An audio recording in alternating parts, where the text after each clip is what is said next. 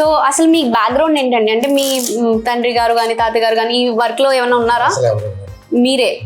మీరే స్టార్ట్ చేశారు మీరే. సో మీ పిల్లలు కూడా ఏమైనా ఈ వర్క్ అనేది నేర్చుకున్నారా?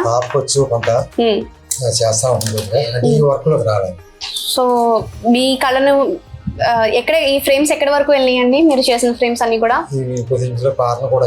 ఫారెన్ కూడా వెళ్ళినాయి. దుబాయ్ వెళ్ళి అలాగే హైదరాబాద్ ఎక్కువ, ఎందుకంటే ఈ కళ అక్కడ లేదు కాబట్టి వాళ్ళు బాగా నేర్చారు.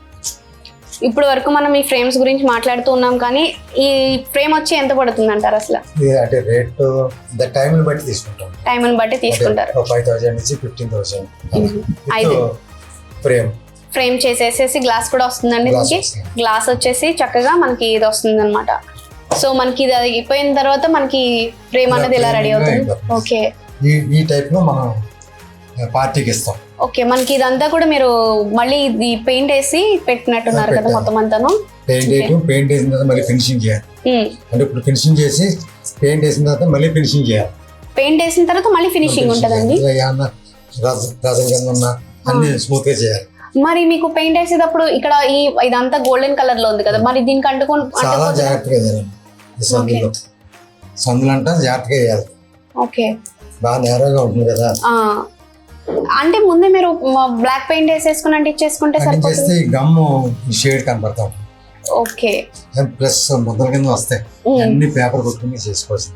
ఓకే, సో మీరు చాలా ఇయర్స్ నుంచి స్టార్ట్ చేసామని అన్నారు కదా, మరి స్టార్టింగ్ లో అంటే మీకు ఇప్పుడంటే కొంతమంది ఓకే కళని ఇది పూర్వం నుంచి వస్తుంది కదా ట్రెడిషనల్ అని చెప్పి తీసుకుంటుంటారు. మరి మీరు స్టార్టింగ్ డేస్ లో ఎలా ఉండేది? ఇది స్టార్టింగ్ అంటే పార్టీ దగ్గరికి వెళ్ళటం, ఓకే చేసుకోవడం. అంటే ఎలా ఉండేది? వాళ్ళు తీసుకునేవారా బాబోయ్ అని చెప్పేసి? బాబోయ్ అనే టైపేనా? సో మీకు ఎవరు ఏ కస్టమర్ బాగా హ్యాపీ అనిపించారండి? నాకు కాలేజీ వాళ్ళు బాగా. కాలేజీ వాళ్ళ ఎక్కువ ఏమైనా మీ దగ్గర నుంచి ఫ్రేమ్స్ ఎక్కువ ఏమైనా?